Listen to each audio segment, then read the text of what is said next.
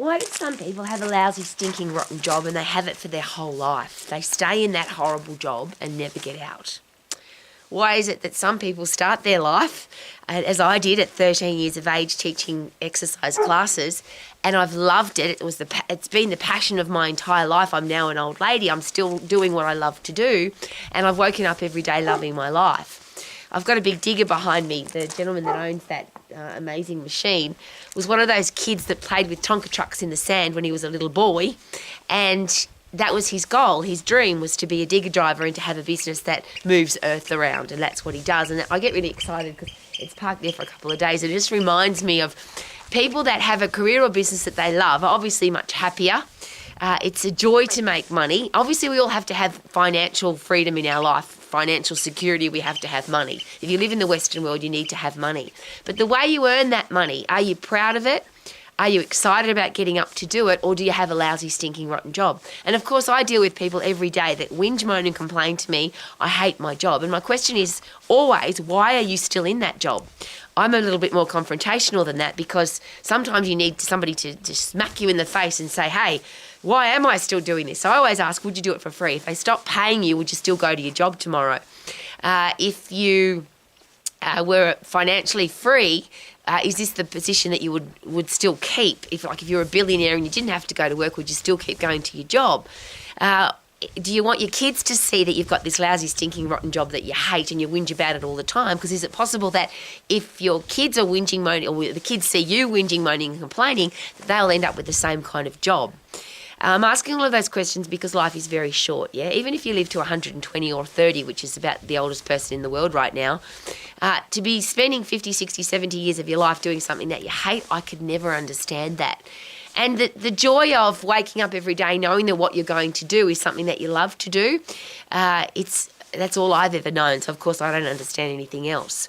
But there's so much information about how to train, how to educate, how to learn everything that you need to do the thing that you love to do. So what's holding you back? If you are still in a lousy, stinking, rotten job and you see people that are doing what you love, and I'll ask another very confrontational question.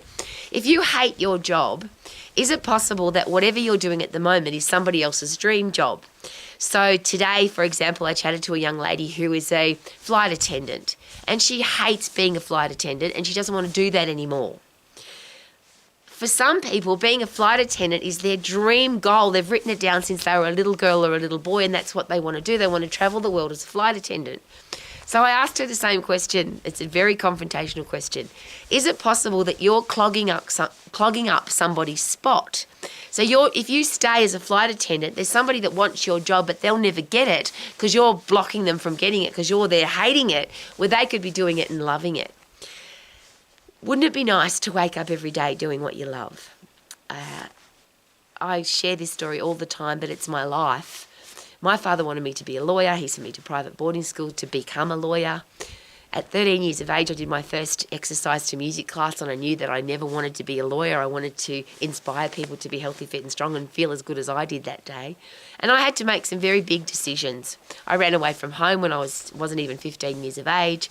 I've been an exercise professional all of my life, and that's why I've loved my life every day, because I've been passionate every day about what I do. But there was some tough decisions to make. My family didn't support me. My friends in school and teachers didn't support me. There was a lot of pressure about you're going to fail because being an exercise person is not a real job. I got a lot of that. But I will share with you that my father, who was very angry that I became an exercise, he called me that jumping lady. My father had a great sense of humour. But when he didn't laugh, and I don't share this with you to impress, but to express that it is possible to be successful in whatever you choose to do. When I was on the Young Rich list in Australia, one of the richest people in Australia under the age of 40, there was a different perspective from my family and friends. Very different. Oh, you do have a real job. Oh, you are successful. Oh, you can make money as an exercise professional. But I couldn't rely on my family for support or my friends for support, because a lot of people share that with me. I can't be successful because I haven't got the support of my family and friends. Life is too long or too short to be stuck in a lousy, stinking, rotten job. And life is amazing when you wake up every day doing what you love. So I'm challenging you. If you have a career or business that you love, congratulations. Can you keep telling people how awesome it is so you inspire more people to do the same? And if you've got a job that you don't like, even if it's you only don't like it a couple of days a week, because a lot of people say to me, oh, my job's okay, I'm not going to quit because it's okay and I'm making money. That's a really average way to live, isn't it? And I'll ask the question again, if you've got kids, do you want your kids to be saying that to their friends? Oh, my mum and dad, they have an average life. They don't make very much money, or they make enough money to get by, or we've got plenty of money to go on holidays every year, but, they're not doing what they love and they whinge, moan and complain a fair bit about their job. Because kids watch what we do. They don't listen to what we say. And that's why that has been one of the driving forces of my life. If any person looks into my life, do they see a healthy, fit, strong woman? Do they see somebody who loves what she does? Do they see somebody who's financially free? And do they see somebody who only has respectful people in her life? I'm sharing that with you because that was my goal at 13. Because I went looking for people that had all of those. How many people do you meet that are healthy, fit and strong, have a career or business that they love, they're financially free and they only have respectful people in their inner circle? They're very rare, those people. I couldn't find any. So that's why I set the goal. I want to be that person so that if any child, any 13-year-old little girl like I was, goes looking for somebody that's got all of those things happening in their life, I want to be that person. And I don't have any children. I do now have a lot of children who look into my life. We have 2 martial arts clubs with lots of children, and I want them to see that it is possible to love your life, to be healthy, fit and strong, to have a career or business that you love, and wake up every day saying, I love my life. I love singing that song. I also love this statement, I'm living my life to the max and you can too. I'm living my life to the max and you can too. Check out the digger, isn't it awesome? Woohoo! And what a beautiful, beautiful evening. Wow.